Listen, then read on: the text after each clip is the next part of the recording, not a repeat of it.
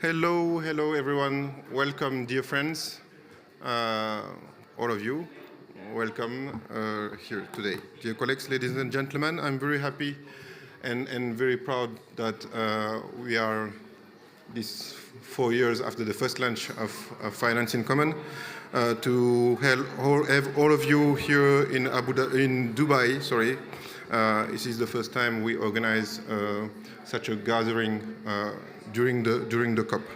I also want to thank our distinguished speakers here and to thank all of them, Ambroise Fayol, Barbara Buchner will come also, Javier Jazz, Pablo Saavedra, and also President Jean Likun from AIIB will join us later on. And of course, Rémi Rioux as well. Thank you also to our guests for joining us here, as I said. So we will not spend very much time on this introduction. I'm Adam Amarico. I'm Secretary General of the Finance in Common movement. All right, I just wanted to take a few minutes to put on the map what we have done these last years for everyone to take the floor here for discussion to come. You can agree that Finance in Common movement is, has rapidly grown these last years, deepening and widening with new and diverse stakeholders that work with the community of public development banks. The Finance in Common Summit we organized in Cartagena this year, and Javier will come on that later, was definitely a working summit, and I think we have reached also a point where we had also to bring some solutions and proposals in the international finance discussions. So for those who don't know, Finance in Common is like 530 public development banks in the world. So many of you know already, but the important thing is to understand that we have international development finance institutions, but also national development banks or subnational development banks working in their own areas.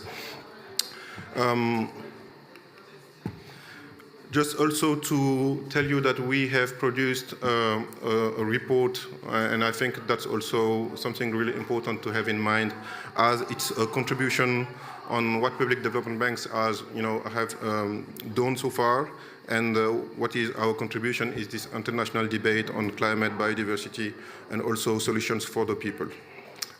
We are releasing today this report, so outlines the main features and strategic initiatives that we have made to help reorienting the financial system towards sustainability and also the partnerships we want to further so far. It also presents the main outcomes that we had in Cartagena and the so-called Cartagena roadmap now you know, and which I will also develop later on.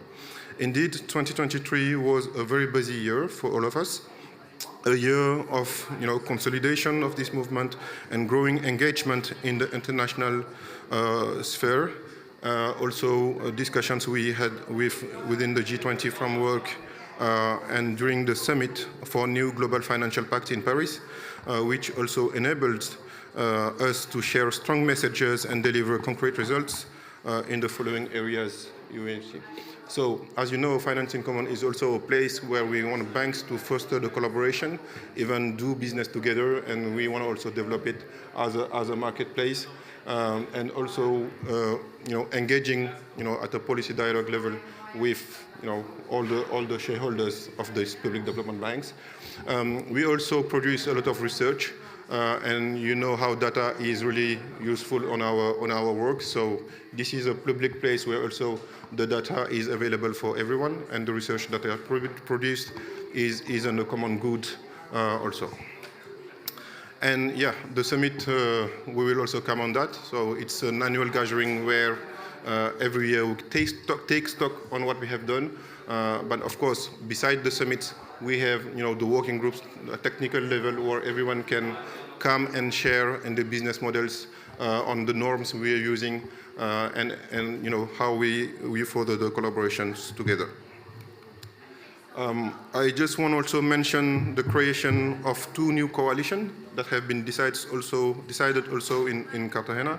These coalitions are now launched, and of course, it's all about sustainable finance and will feed the UN Ocean Conference in Nice in 2025, and the coalition also on sustainable development through culture and art. I think it's also another way to use our balance sheets for subjects that also matter. These new coalitions are adding on the 10 coalitions we already have, working on water, on gender, on financing, agriculture, etc., etc. So, really invite everyone to join those coalitions. Not only banks, of course, but even private sector banks, CSOs, think tanks, etc., etc. So it's really useful that we have those coalitions. Also know that we have this coalition, which is really important on how finance cities, resilient cities. And I mentioned this one because it's an important topic that comes very loud this year in this summit. So know that there is already 35 members in this coalition, and of course they are looking for more members if you want to join them. Here is the deliverables we had in Cartagena. So this is not just deliverables, it's a work plan. It's a work plan we have to now commit to. This new financial common SDG coalition will foster a collaborative effort aimed at further defining and elaborating principles for sustainable development investment. This initiative builds upon the foundation laid by the International Development Financial Club, IDFC.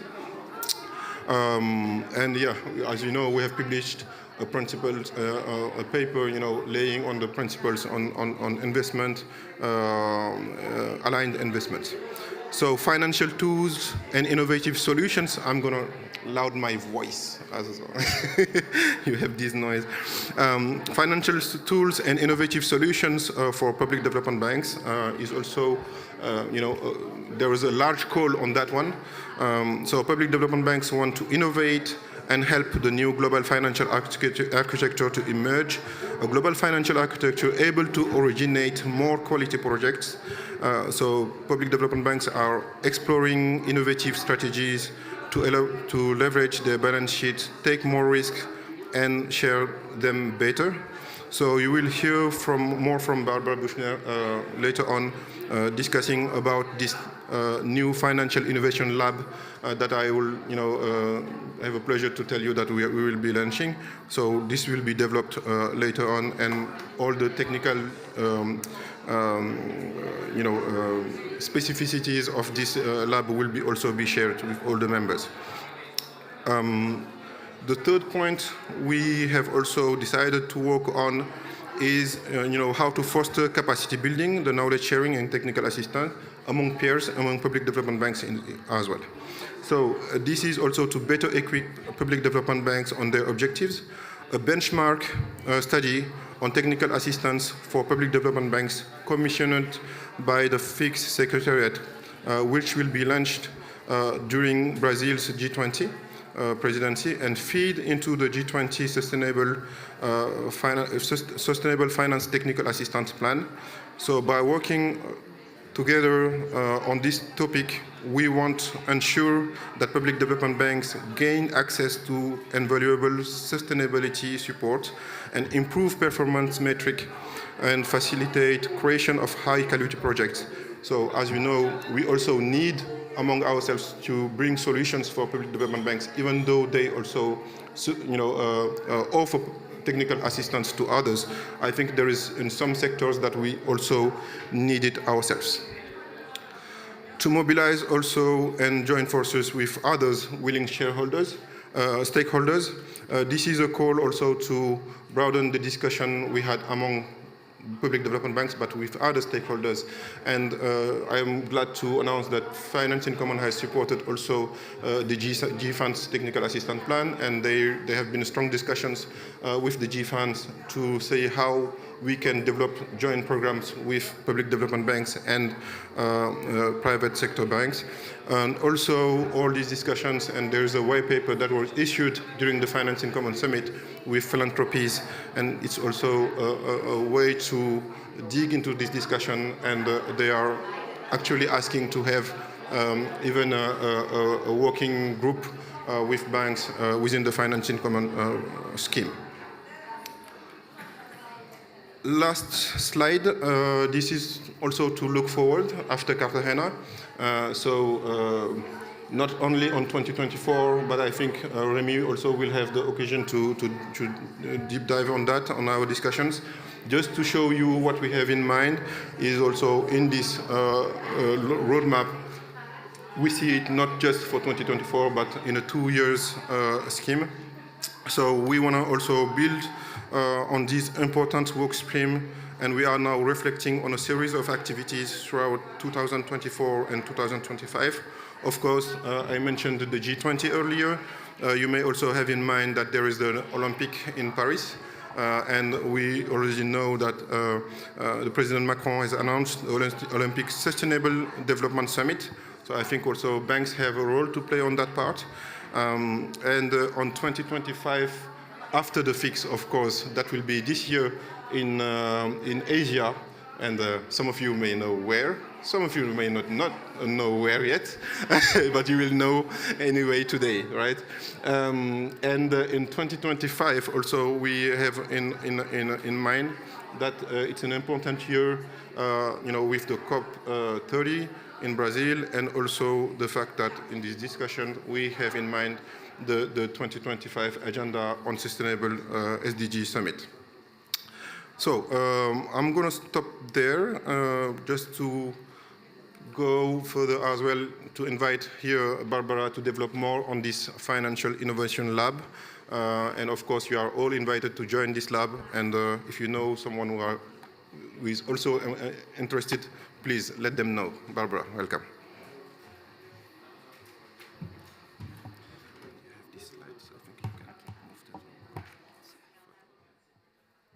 Fantastic. Well, thank you so much for having me here. It's a real pleasure being here, and I will try to be short and brief here, but I think we're all very excited and really thrilled to be partnering with the Finance in Common. Oops, going in the wrong direction. That's not good. We are partnering, so let me make sure I'm putting the right slides up. Yes, so I'm very excited to be sharing with you some of the news around the development that are surrounding this Finance in Common Financial Innovation Lab, or the FIX Lab, as we call it. We are, again, excited to be partnering with Finance in Common, with the Secretariat, but also with IDB in really developing this initiative and bringing it from vision into reality. Just to set the context a little bit, the FIX Lab is born out of a collaborative understanding and vision of the Finance in Common Summit team and the whole member of Finance in Common, but also IDB and CPI, that to tackle global challenges, what we need is financial innovation. We are very honored and very happy to have also one partner here in the room, to have the support from the Children's Investment Foundation Fund, the CIF, to really make sure and reinforce that through this initiative, we really have a chance to mobilize more capital and scale up investments into climate and sustainable development action. So today what I want to do very briefly here, and I'm actually only leaving this one slide, is just to talk you through a little bit the key elements of that lab and share with you what we are planning for the next few months, and again hoping that we will have the input and the feedback and the collaboration of very many of you. So just let me start with the rationale and the operating model of the FIX Lab. What we see as its core goal is of the FIX Lab is that it addresses a critical gap in incubating financial innovation for public development banks, and in this way can really foster some lasting changes in the operating models of public finance. Our own operating model, so the Fix Labs operating model, rests on 3 specific pillars. The first one is knowledge sharing, the second one is applied knowledge generation, and the third one is assistance to pilots. So just a little bit more context here. This also includes, for example, technical analysis. It includes convenings for peer exchange between members and between those who have experiences. And it also includes a call for ideas for really new innovative solutions for public development banks to really come up with new ways of thinking how we can address some of the risks. One of the defining features of the Fix Lab is its thematic focus. And again, I'm very happy to say that that came out from this year's Financing Commons Summit in Cartagena, where really members were like identifying what are the critical areas that need to be addressed and where innovation is needed. And just very briefly, these are 3 areas which we will be focusing on in our first year. Just to say also, I think we are very ambitious, but this is what it needs and what it takes at the moment. The first one is around climate risks, so really thinking about addressing challenges through contingent debt clauses, but also through credit lines that are linked to disasters. The second one is around debt for climate swaps, so really exploring innovative solutions that can reduce a country's debt in exchange for a commitment to environmental protection. And the third one is local currency risk, obviously something that is on the agenda of everyone, I think, of us here, and we're all trying to address that, but really thinking about strategies that can mitigate the impact of foreign currency funding on major development projects. What will be key for us and what will be key for the success of this initiative is collaboration. And again, this is why I'm so excited to have so many of you here in the room and hopefully also virtually with us. I think this initiative is really a testament to the global collaboration. It's covering, Adama, as you said, more than 530 public development banks, and they're collectively actually add to a full value of around 23 trillion US dollars. So this is a huge potential here. This is a huge power. So we're very excited about that. However, it will not stop there. We will partner with all the members of Fix, but in addition to that, we will make sure that we are building and linking to other initiatives, other entities, such as the IDB Green Finance Lab, such as the MDB Challenge Fund, such as the World Bank Private Investment Lab, and such as our own CPI, Global Innovation Lab for Climate Finance, and many other initiatives, and again, many of you here in the room. So this will be an inclusive approach. This will make sure that we really reach out to others and do not reinvent the wheel. This will be to really make some progress in this space and build on what others have already done. Just very briefly, in terms of next steps, again, we want to make sure we do this in the best and the most thorough way. So we will be having an initial, the Fix Lab development will have initial scoping studies. So we will be looking in the next 2 to 3 months, we will be mapping existing innovative practices of Fix members. So we'll be looking what is already ongoing. And we will also be looking into how can we really define best the final legal and organizational structure of the Fix Lab. So we anticipate that the Fix Lab will be operational in spring 2024. Again, I think this is a good balance in terms of timeline, both making sure that we are very thorough in our assessment, build on existing practices, have a very good, strong, robust legal and organizational structure, but at the same time make sure that we are moving towards action on the ground and really coming up with solutions that can help trigger real investments.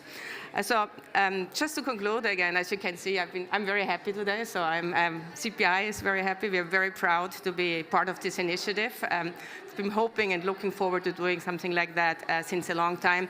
We just published, in fact, our latest global climate finance landscape that shows some good news. We have, for the first time, crossed the $1 trillion US dollar threshold in terms of global public and private financial flows, but we also show that we still fall far short of where we need to be. And for me, there is no doubt that whether we will be able to mobilize the $9 trillion US dollars that are needed by 2030 to fill the climate finance gap, that will depend very much on the capacity of public development banks. So for me, this is a very important initiative here. And yeah, so maybe just to conclude, I think Financing Common Innovation Lab presents a real unparalleled opportunity, I think, for all of these, for all of you, to become mobilizers in chief. And that, I think, can happen through this customer-centered approach, where we really build and work off the priorities and the needs that all of all of the banks here have. So I very much look forward to working with all of you, supporting the development of this lab. And I think I'm just closing. Actually, Remy, this is for you. We've been talking about this lab for a long time. So we always say, let's fix it. So let's fix it.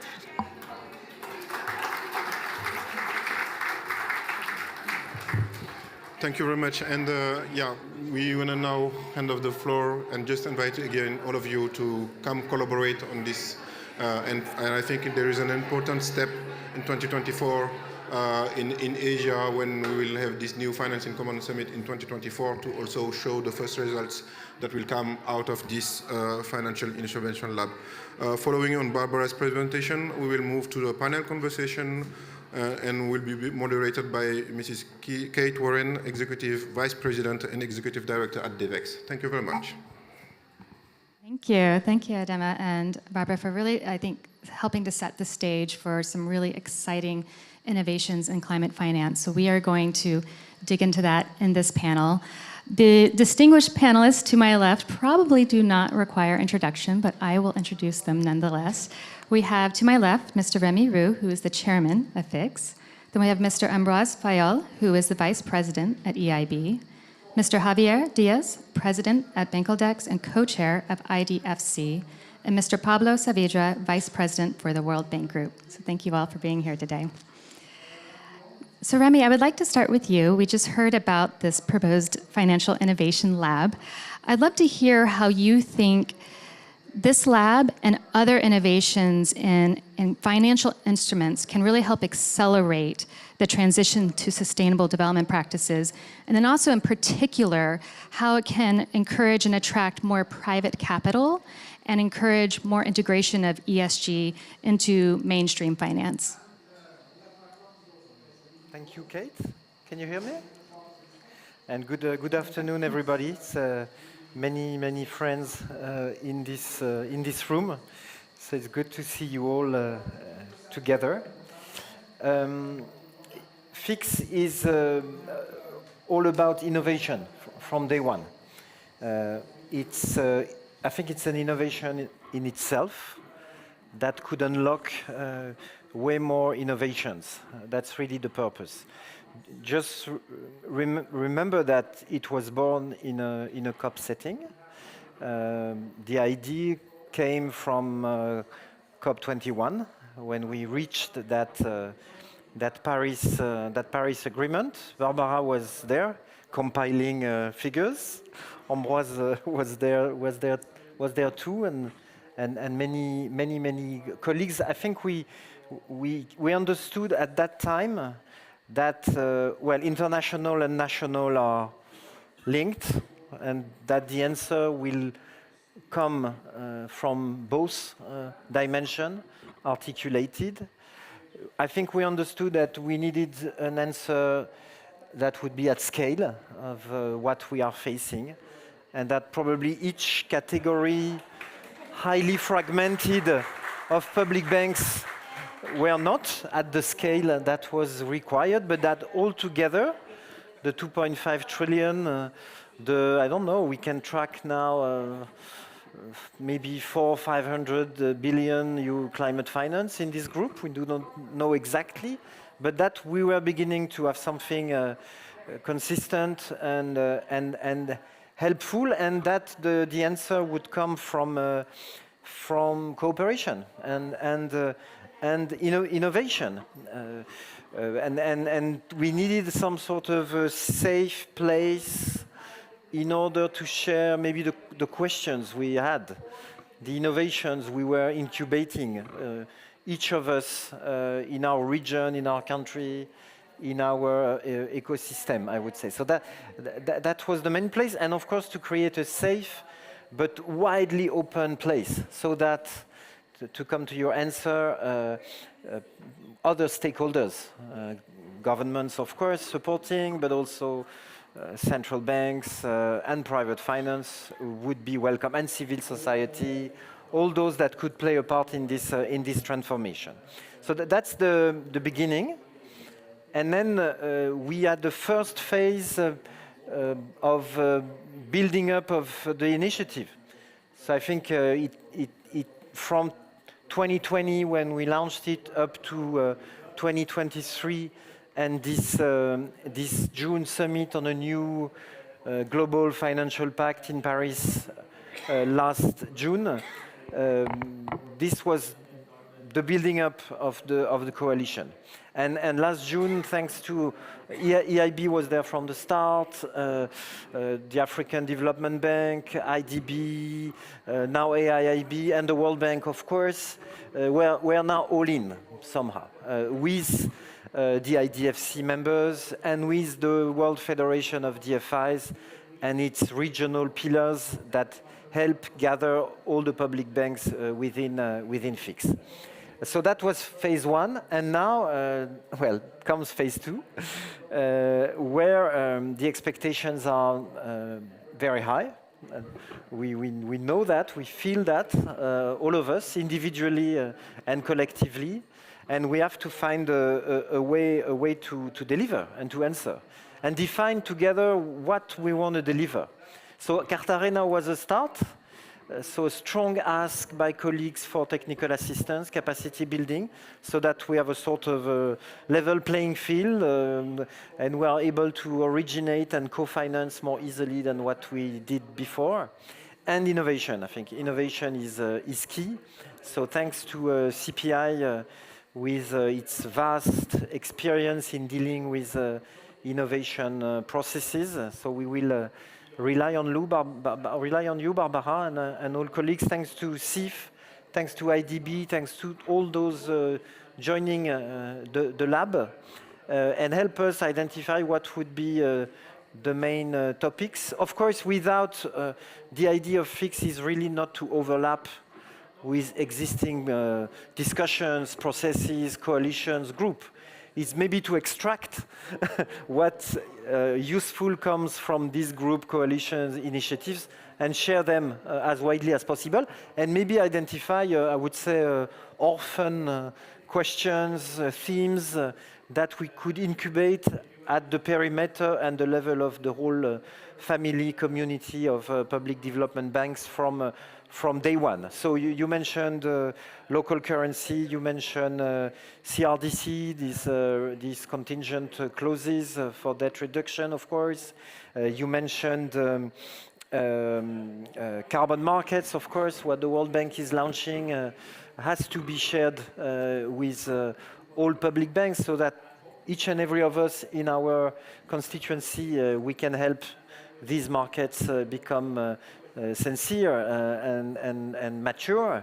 And probably this morning I was with many mayors on municipal financing. We know it's a key issue, direct access, direct financing for non-sovereign entities. Well, I stop here, but I really see a strong value in this network of innovation labs, because we are all in this business of innovating for so long at the scale of FIX. I know we'll be able to hear a little bit more from you later in today's session. So Ambroise, I'd like to move over to you. Public development banks often work in environments with very heightened risk, particularly in developing economies who are those most impacted by climate change. So how are public development banks managing that risk while also trying to maintain progress on sustainable development with climate resilience? Can I be very direct? I would like actually to follow up on what yes, Rémi just said, rather than answering this question. When the first FIC meeting started, EIB was part of it because we believe in the concept. But I have to say that also it was a friendly gesture from us to Rémi to help the start of this initiative. And it started in a very difficult time because of COVID. And actually, you have seen the move in the years. First years was really purely online. The second line was in Rome, mixed. The third was in Abidjan, when you saw how well people liked to see each other again. And it was mostly in corridors, actually. And the fourth in Cartagena, and thanks a lot to Bancadlex, to IDB for having, to CAF for having organized so greatly this event, was really substantial. Not only corridors, also meetings were substantial. And I think this is what has been achieved thanks to the FIC and thanks to the work of Remy. And I say that because these days there are not that many places where you can have institutions, public institutions, from all over the world, from advanced economies, from emerging economies, from developing countries, together with multilateral development banks to discuss together issues of common importance, such as climate change. And really, this is a major achievement, and I think you will see with the next events that we will have how important it is to have this kind of places where you need to share experience and to share views on issues of common interest. And completely consistent with all the debate that take place actually in the G20 on the capital adequacy framework, etc. The second thing that I would like to say is to Barbara.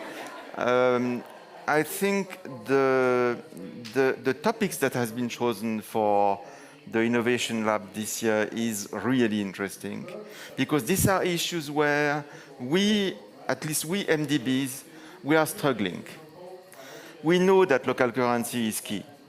We know, and all our partners in the field tell that. But we have not found the way to be efficient there. We know that we need to include climate debt clauses to our contracts, and we have actually at EIB decided to do that. But it is full of legal, financial, technical clauses that make that difficult, and we need to work on that. And actually, more generally, I think we need to work really more on what exactly we mean by doing more guarantees, doing more de-risking. How do we do the private sector mobilization? If private sector mobilization is just for the private sector to come at a level of risk of OECD, that will not bring us to the level of financing that we need. So this is where I think your support could be extremely interesting. And I will finish by saying one thing. There is one nexus that I find extremely important for the future. This is the nexus between climate and health. The impact of climate change on health, you see that by the day is becoming more and more dangerous. And I think this is our responsibility as public institutions to work more on this, and I would love that the FIC is taking the lead on that. Thank you. Thank you, and appropriate given Health Day here at COP. So Javier, I'd like to move on with you. Considering the very ambitious goals of the 2030 Agenda and Paris Agreement, how are public banks thinking about realigning your portfolios to meet these goals, and what are some of the real operational challenges of doing that? And what are some of the ways you're seeing these be overcome? Thank you, Kate. Let me start by greeting my fellow panelists. It's an honor to be here with you again. Last time we were together was in Cartagena, and special greeting to all the guests in the room. I'll get to that question specifically, but before that, let me again tie into Finance in Common and a number of concrete outcomes that have happened after Finance in Common, which was only 2 months ago. So I think Cartagena, Finance in Common came to Cartagena as a forum, but it came out of Cartagena as a movement. And concretely, we have seen, for example, the Green Coalition, which is spearheaded by the IDB with the support of the World Bank and CAF. The Green Coalition is now a reality. It has an infrastructure, it has institutionality, And it put the focus on the Amazon, which was desperately needed. So that has happened around finance in common. Another very important initiative is only recently, a few weeks ago, we met with local governors and mayors recently elected in Colombia. They haven't taken office yet, and we're already talking about subnational lending and mobilizing capital at that level. And I have to thank CAF as well for that, because it was out of Cartagena that this meeting was spurred. And now, before they come into office, they already know that they have access to the power that is here around the room. So I think those are nice examples of how we came out of Cartagena as a movement. And to your question, I think in the immediate future, it's all about lowering the cost of capital, because we remain in a very high interest rate environment globally, and the pain in that regard is felt deeper in countries such as Colombia and others in Latin America. So we put the focus on Latin America, and we have to work together on lowering the cost of capital. I couldn't agree more with Ambroise on the fact that guarantees are going to be needed more than ever, because it's not just about getting cash. Cash is a commodity. The price of cash is actually the trickier part, but guarantees actually deleverage risk and a number of other things. So we need guarantees more than ever. And I think, again, Finance in Common put the focus on guarantees. And then another specific example I would like to cite, speaking now about Bancoldex, is we were rated by S&P on our ESG practices. And it's not evident that S&P or other rating agencies actually give you a rating on ESG matters, but they do. And for us, it has worked wonders, and we actually got a good rating. The down part of it is we learned that we're good on the S, on the social, we're good on the governance, but we still lack on the E. So it served wonders for us in terms of our ratings, but it also served to learn that we can do much better. And only a fraction of our portfolio is purely green. So it put the focus on how we need to do better. And again, tying into the whole movement of FIX, these are the kind of concrete examples that come out of now what is a movement. And that's the way we're tailoring our portfolio. 2024 is looking challenging. I think we all thought that interest rates would be going down faster, but they are not.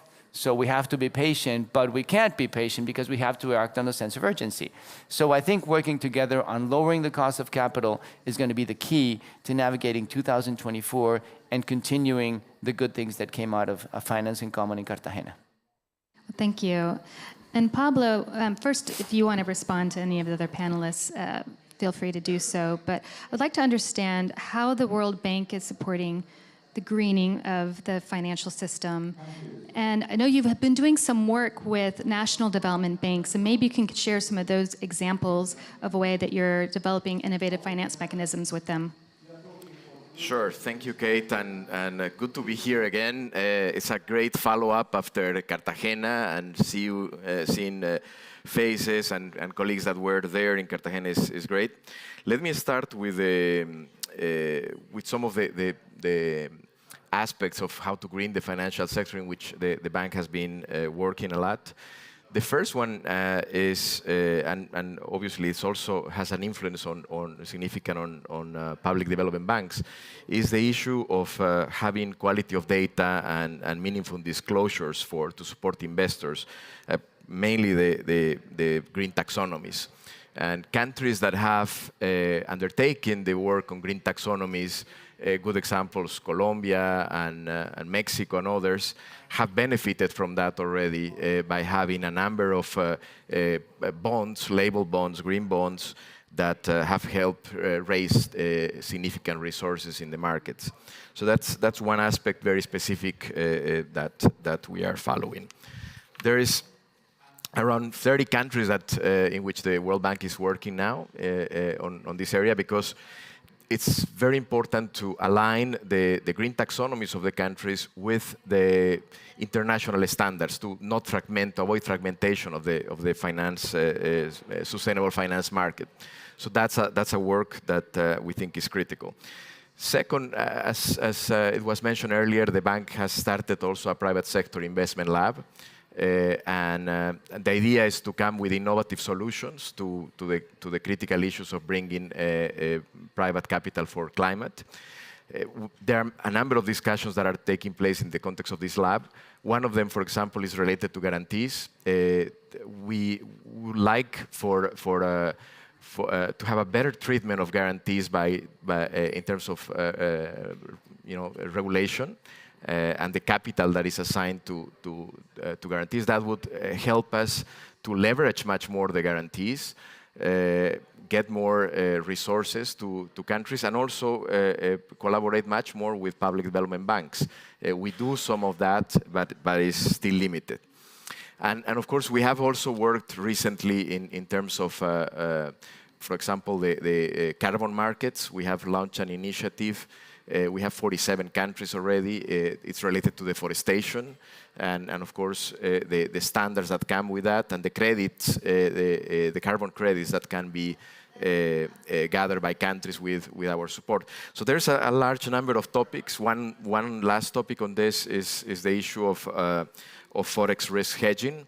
There's a lot of interest on that. IDB just did something with Brazil. We're working on several alternatives as well.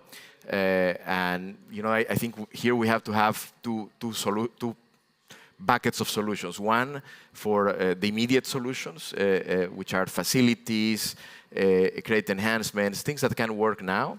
And there are many other ideas outside MDBs and that are aimed for that. But also we need to think about sustainable, very scalable solutions for the medium term. And that includes developing further domestic debt and capital markets. Let me stop there. Well, thank you. And we will open up to audience Q&A in just a second. And I believe we might have a mic that can run around. So hopefully there's one. If not, I can hand you mine. But I just want to thank all the panelists, and I think all of their remarks demonstrate how valuable FIX is and this innovation lab, and how there are a lot of innovative ideas out there, but there's also a lot of challenges and opportunities, and being able to come and work together and collaborate, hopefully we'll be able to move forward with the urgency that we need. So if there's anyone who has a question, feel free to raise your hand. Yes. And do we have a mic, or me? It's me. Okay. No, more than I'm Anderson Silva from the IDB. No, so more than actually a question is to complement what was discussed here about the innovation lab that was presented so well. No? So besides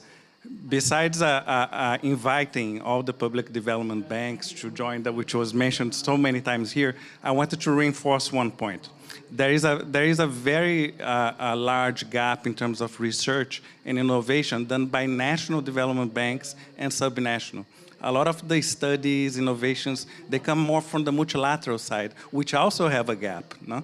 So this innovation will be covering this gap that is so important in terms of knowledge, but more importantly here, from the points that were mentioned by Javier, the importance of using of credit enhancements, but how this lab can be powerful in actually connecting multilaterals and national development banks in terms of trying to find affordable ways of doing more mobilization. So I think in all the different topics that I agree they are very well picked and very important, I think that these efficiency gains in the use of credit enhancements, using multilateral development bank access and potential of mobilization, with the public development banks and subnational banks being able to have that capillarity that multilateral development banks can never reach. No?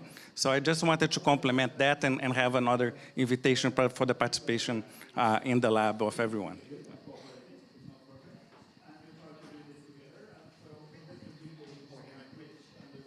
Hi, my name is Jacob Stewart. I represent Instituto de Montaña out of Peru.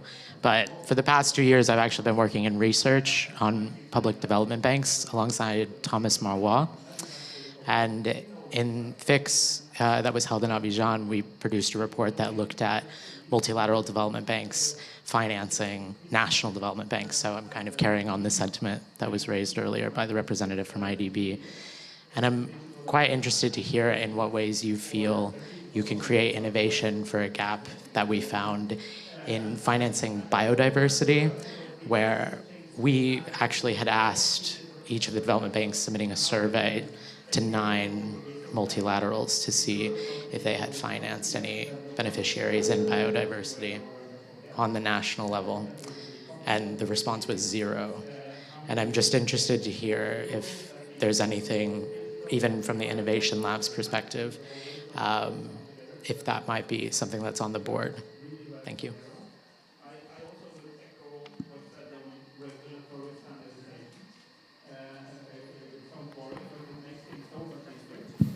Maybe just react. So first of all, I forgot to mention that the heart of Finance in Common is the work that was done by the academic world, researchers. So we started with this, I would say, friendly but external look at us. Because it's not about promoting public banks per se. It has no sense. So the idea was really to have academics help us measure what we were talking about. And so the heart of Finance in Common is the database that we are refining year after year, and the numbers that are beginning to come out of it. And I really want to support what Pablo said about datas. I mean, now that we have set the perimeter of what we're talking about, there's so much data mining to do. Of course, if all of us, we open our books, but we know we are in the process, thanks to EIB and other MDBs, to do that for infrastructure finance through the GEMS database. Probably other banks at the time could join also to help private investors better measure the risks of new markets, frontier markets for them. So this set of research, data mining is certainly something that needs to, including for biodiversity, which comes immediately after climate. I wanted to answer Ambroise for all of you to know that we have a coalition for social investment within FIX, and colleagues decided that their main issue for consideration will be the nexus between climate and health. And this is the Health Day here at COP28, and I think they decided it last July. They've already made 5 or 6 meetings altogether. There was an event I couldn't attend because I'm here on this very precisely here at COP, and I think we have 20 public banks, many multilateral, including the World Bank that is extremely active, but EIB is there as well, IDB, and of course fellow national, sub-national development banks. So it's a work that is ongoing. Maybe we would need research also on this at a time. And the last point I wanted to make to answer Javier and Ambroise is I really think we should think about this CAF work again at the level of Finance in Common, because we can press the MDBs as much as we can, but we know that there is a lot of capital in public development banks that is under leveraged. If we think about, well, maybe in this very country or neighbors or elsewhere, and so probably thinking about how the so precious resource of MDBs could help leverage balance sheets that are underused, and of course engage these institutions to go in new markets, to go in Africa or to go where they're not investing, would be a more promising way of dealing after having squeezed as much as we can MDBs. The question will still remain on the table that we are not at scale of what we are doing, and the question of the cost of capital in so many markets and the use of the balance sheet of international institutions to guarantee and de-risk local institutions to help them also originate the projects we need would come differently from, I think, what's in the debate now at the G20 or elsewhere. Thank you. Anyone else want to respond to that? Yeah. Perhaps just to add on what Anderson was mentioning earlier, I think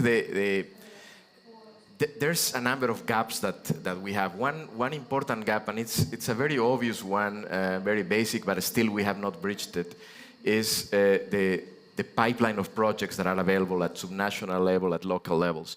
There has been a lot of progress, I mean, and there are many initiatives to improve that. But when I have been meeting with investors over the last 3 months, and this issue keeps coming. And they say, we would like to understand better all the pipeline in emerging economies of all the projects that there are. So for multilateral development banks, it's very hard to do that. We have some idea, some projects. But national development banks, public development banks have a much better understanding of that.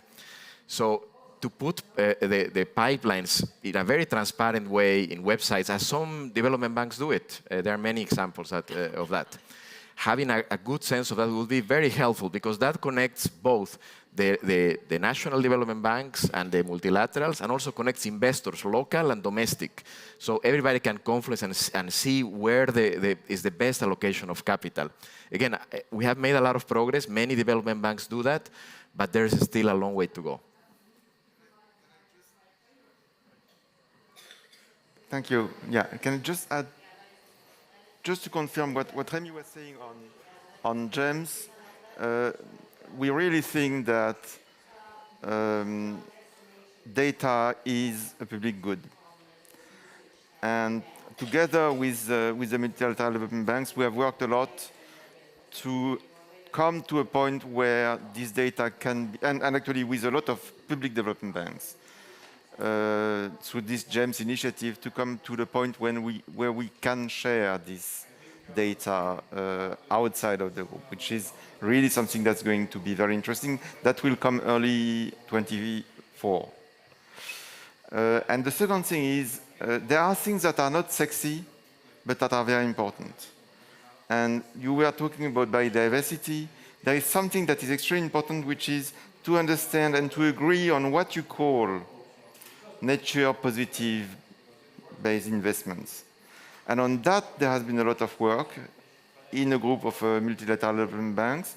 And we come to the point here where this will be announced. So how you identify, how you track, how you monitor nature positive investments, that will be one of the things that will be announced here in COP28.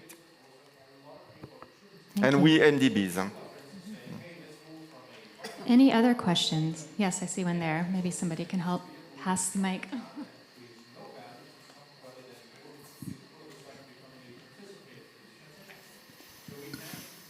Thank you. Joseph Tyrrell from the Children's Investment Fund Foundation. I think the first thing to say is how incredibly proud we are to be working with CPI and with FIX. I know that so much work has gone into this behind the scenes, and we've really done very little apart from hand over some money for it. So there's absolutely no thanks to us, I think, and all the thanks to Barbara and Remy. But it's also just the start, I think. Philanthropy is also under-leveraged in this space, from my perspective. It'd be really interesting to hear from FIX and from representatives of the MDBs about where you think we can come in further and faster, particularly, I think, working with public development banks in the lowest income countries. Yeah, thank you. Would you mind handing that? Oh, sorry, there's another question. Sorry.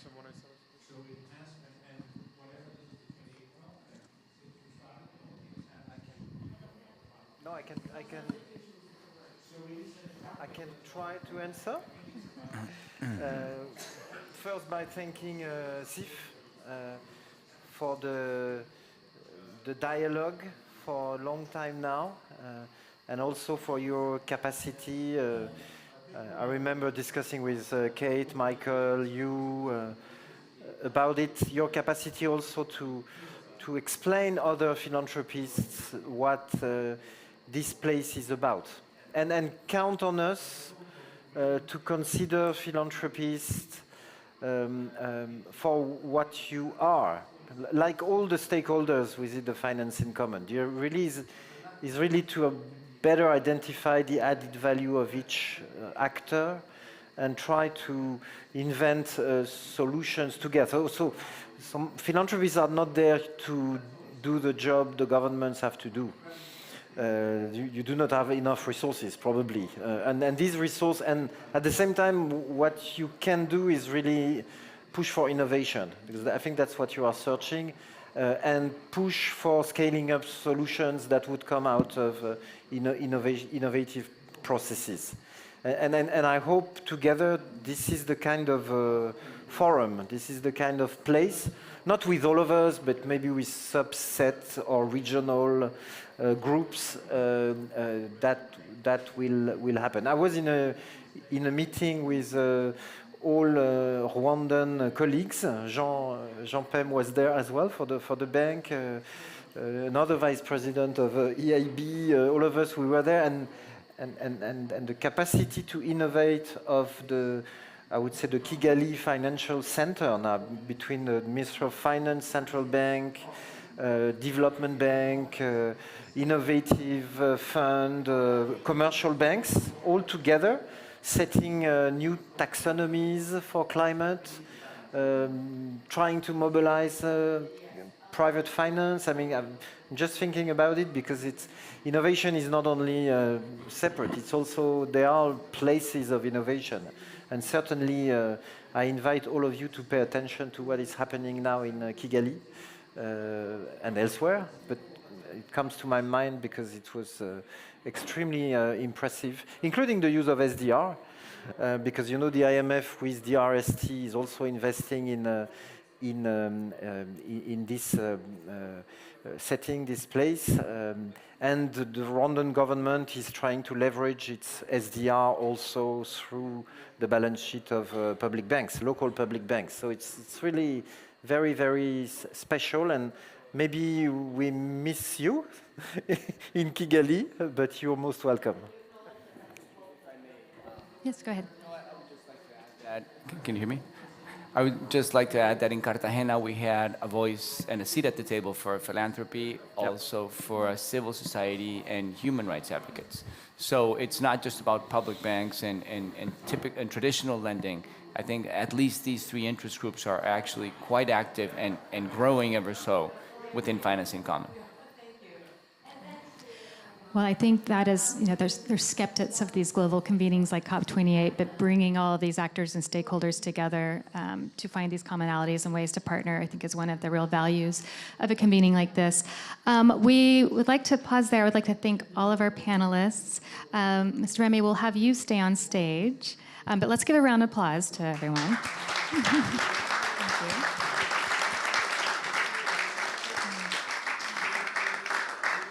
And then I would like to introduce President Jen from AIIB to the stage.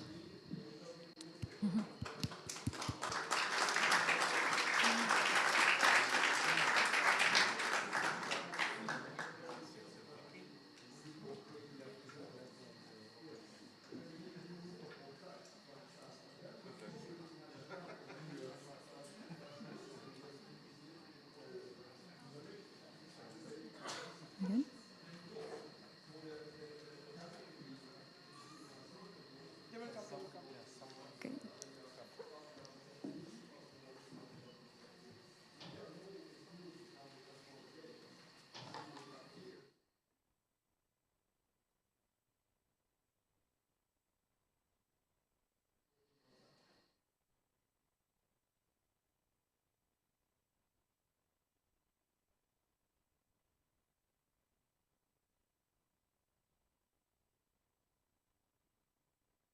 All right, we are all mic'd up, ready to go.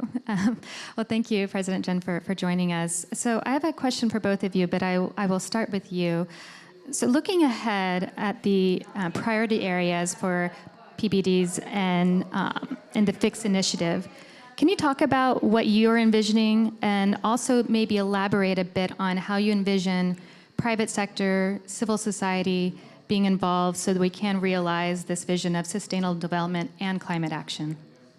Thank you. Thank you very much. It's my great pleasure to share with you Asian Infrastructure Investment Bank's ideas and actions in working with the other MDBs and development partners to deal with the most serious challenges faced by the humanity.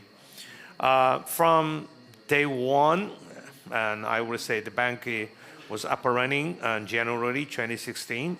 We are 8 years into operation. From day one, this bank was committed to support broad-based economic and social development through investment in infrastructure and other productive sectors. And the bank was set up right after Paris Agreement was entered into. So we have a mission that this is to support Paris Agreement to deal with climate change. And starting from July this year, all of the projects financed by Asian Infrastructure Investment Bank is Paris aligned. Now, we understand fully that a single development bank is limited in its capacity, and we have to work with other MDBs as a system and development partners like AFD. Remy is a good friend of mine.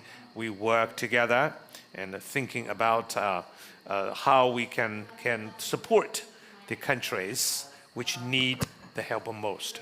So we are very inclusive, very open. We, as a member of the Multilateral Development Bank, we work together as a system. And this is, I think this is a new consensus. World Bank, EBRD, AIB, and ADB, we work as a system. But you see, we should understand that all of the resources pulled together is still limited compared to the vast needs. What is the need? So far, we have only $653 billion per year for climate financing. What's actually needed is $4.3 trillion US dollars. We need $150 trillion from 2023 all the way to 2050. And on average, we need $3 trillion every year. Where is the money? I don't think all of the MDBs and plus any other public, development institutions together, it's a drop in the bucket. That's why it's crucially important for us to work with the private sector. Now, every day, trillions of dollars are moving around the planet. What are they doing? They're trying to find a landing spot.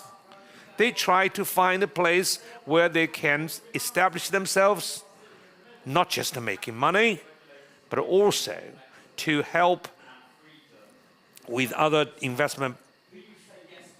investors to sustain themselves. Any businesses or financial institutions must be able to sustain themselves. But they really need great partners. I think they need two things. One is a very good macroeconomic situation and a regulatory environment. Policy predictability is the key. I don't think the private sector simply categorically looking for investment which would offer highest possible return. No, they would forgo the highest possible return in favor of low return but predictable policy environment. I think that we should understand this. And people tend to talk about private sector companies, they simply want to make the most of money. That is no longer true. And also private sector companies they care very much about their reputation, ESG. If you do not take care of ESG, I don't think many people will be happy to work with you. So what we do is not simply provide financial resources.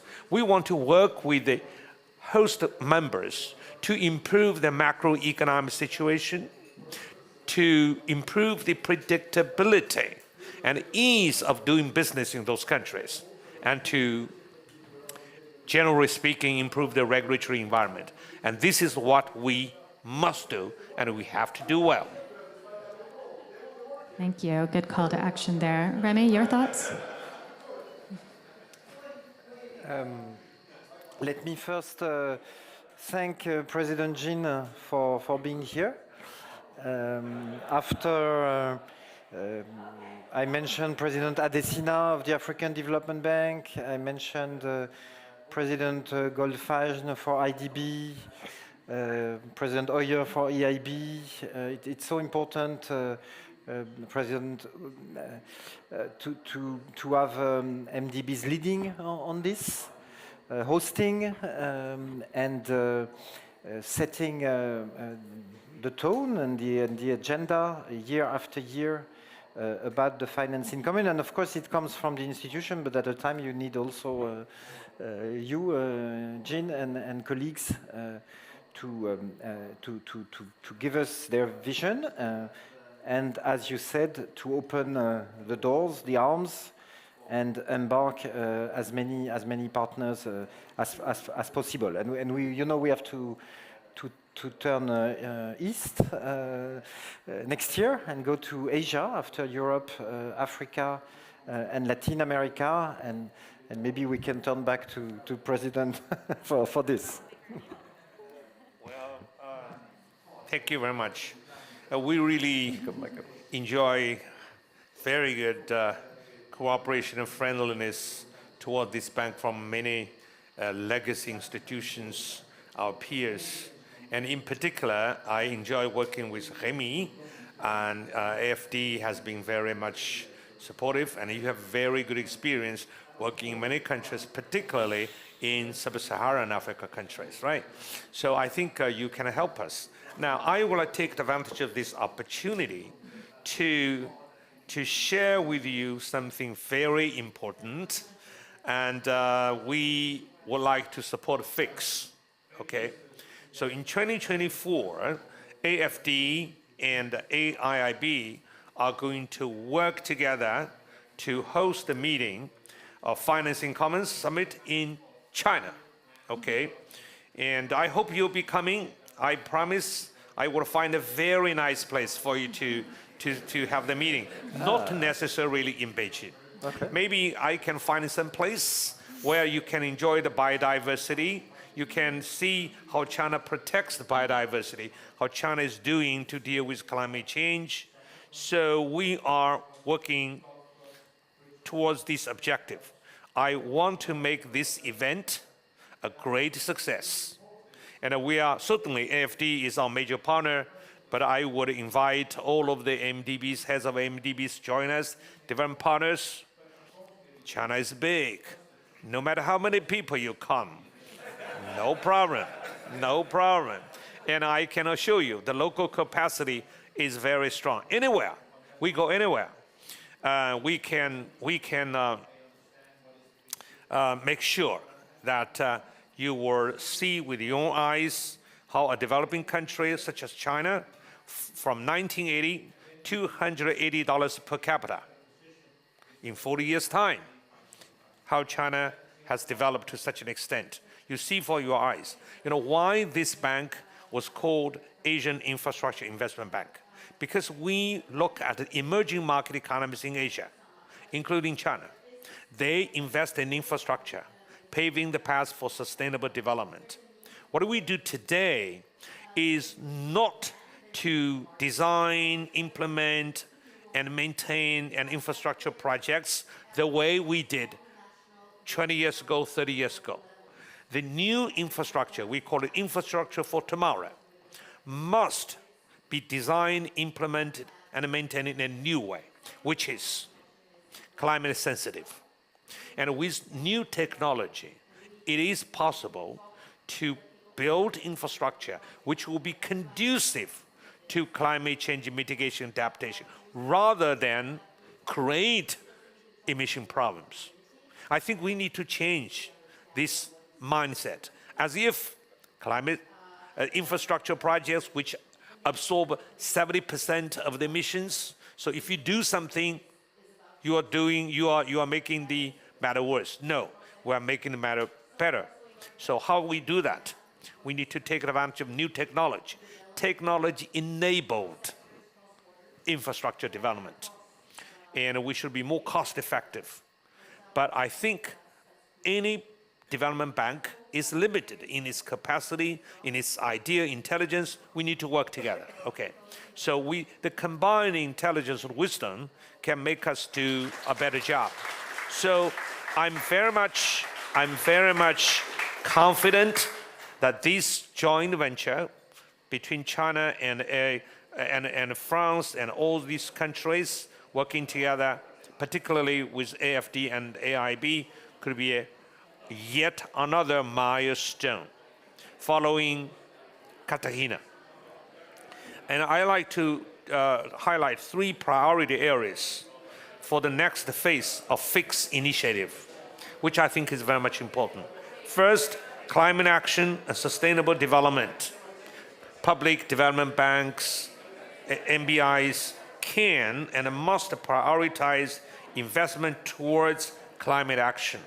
Okay, we have to keep this in mind, and mitigation, adaptation, and conservation. And as I said, we should not pit infrastructure investment against climate change mitigation and adaptation. They should come together. Second is inclusive finance. Inclusive finance important because they are closer to local communities. Public development banks play a critical role ensuring that economic growth benefits all segments of society. Now, I want to highlight the point. Only when the people in those areas are benefited by the investment we make, could we make it possible for the people to be the best guardians of environment. They will see with their own eyes how investment would help these people out of poverty, how this investment can improve sustainable development. This is very much important. Now, if you do something and people cannot benefit from that, people even get hurt by those investments, how can you make sure they would be supportive of this kind of investments? So I think we should have a fundamental change in our mindset. Inclusive finance, including the local people, so that we all work together. And finally, digital transformation. Technology is crucial. It's crucial for economic development. Now, we are working on the new, I think, technology to do the infrastructure projects. Some people are very much worried how soon we can phase out these coal-firing power plants, how soon we could upgrade all the grids, transmission power grids. And some people say, well, the life cycle is long. And some low-income countries are grappling with their budget problems. How can you tell them to phase out these coal-firing or polluting projects?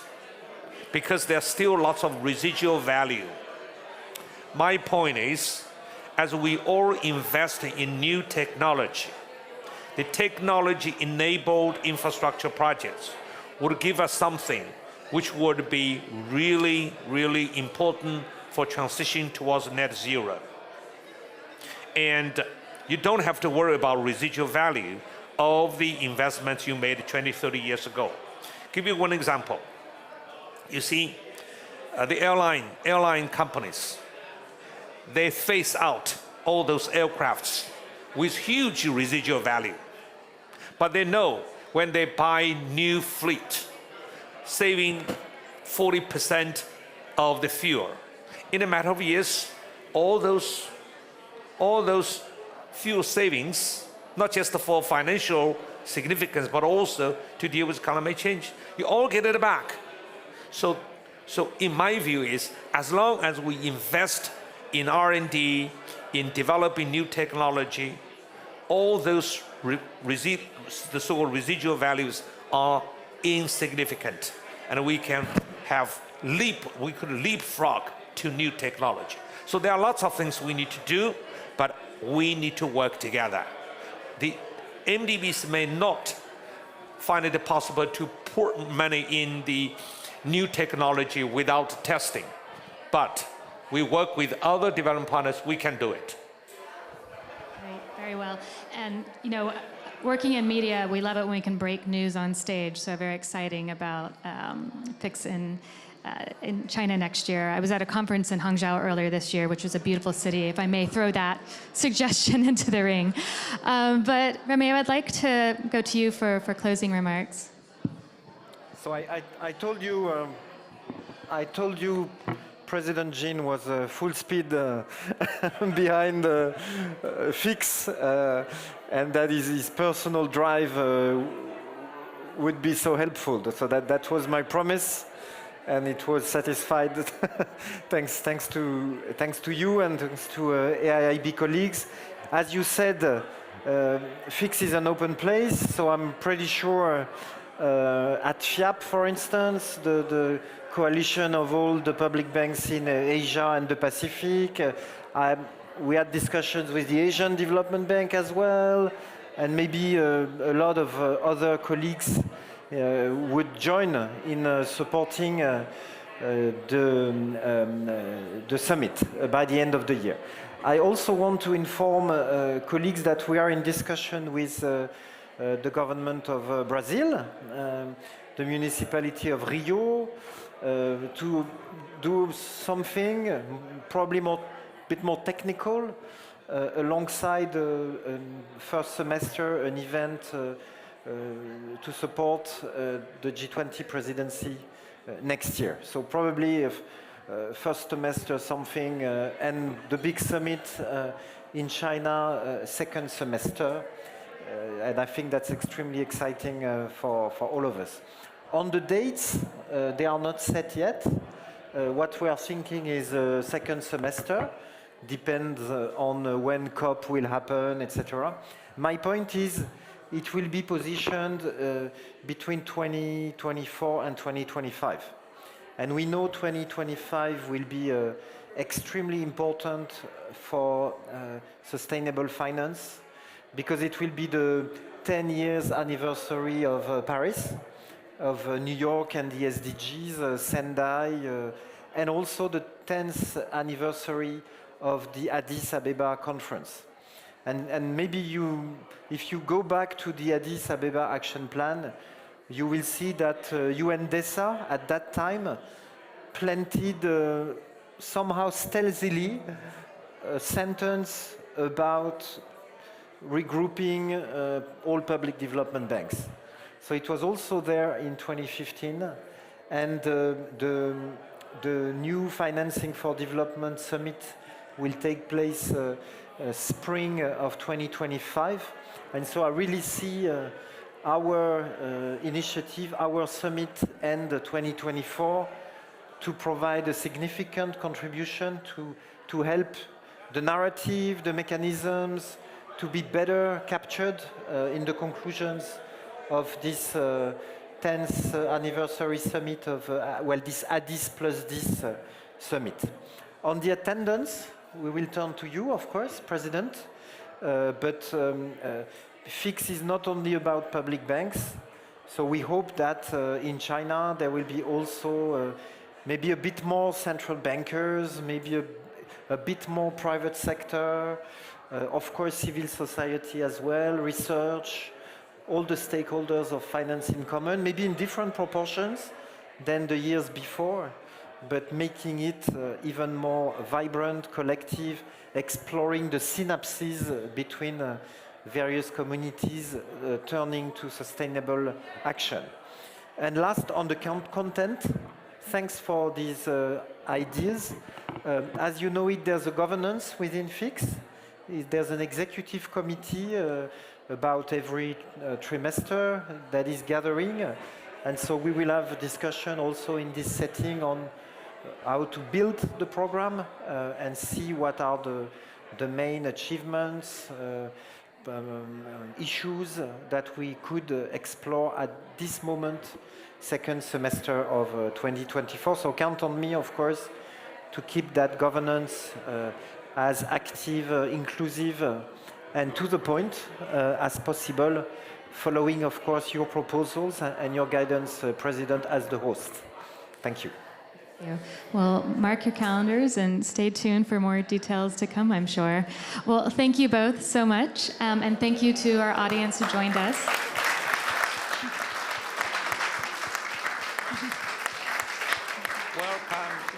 Welcome to China.